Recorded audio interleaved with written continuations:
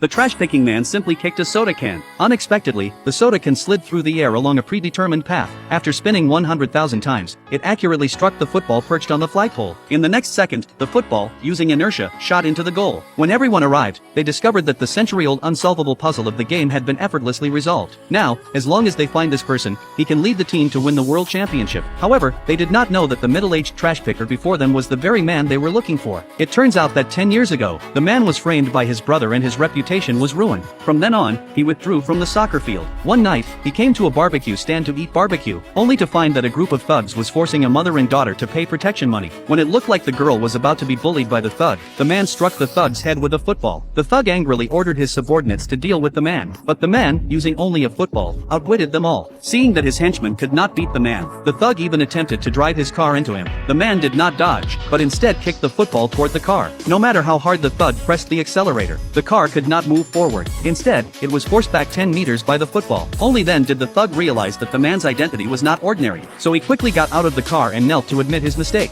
Once the crisis was resolved, the man turned and left. Before leaving, the man left the football for the girl. 10 years passed in the blink of an eye. Under the man's influence from that time, the girl became the president of the Football Association. She had been searching for the whereabouts of the soccer god all along. However, after many years, there was not a single piece of news. Little did anyone know, the soccer god had been picking up trash on the field, keeping a low profile. When the field was empty, he would display his true skill. Casually kicking a soda can, he solved the unsolvable game. Everyone who received the notice was extremely surprised, thinking that a new soccer god had emerged in Chinese football. When they looked up at the top of the flagpole, they were even more astonished. They couldn't believe that the one who broke the puzzle had used nothing more than a soda can. At that moment, the owner of the arena realized that as long as they could find this master to lead China in the competition, there was hope of winning the 2026 World Cup. The owner's daughter thought that the man had always been picking up trash on the field, so she asked him if he had seen who had kicked the ball. The man said he had not seen. Then the little girl said it must have been the man, because the man loved kicking soda cans the most. However, no one believed what the little girl said. Then the owner's apprentice came over, mocking the man for never even having touched a proper football, and therefore he could not possibly have solved the legendary game. So, the apprentice claimed the credit. Everyone was extremely shocked upon hearing this. The owner immediately called the president of the Football Association, stating that his apprentice had just solved the game,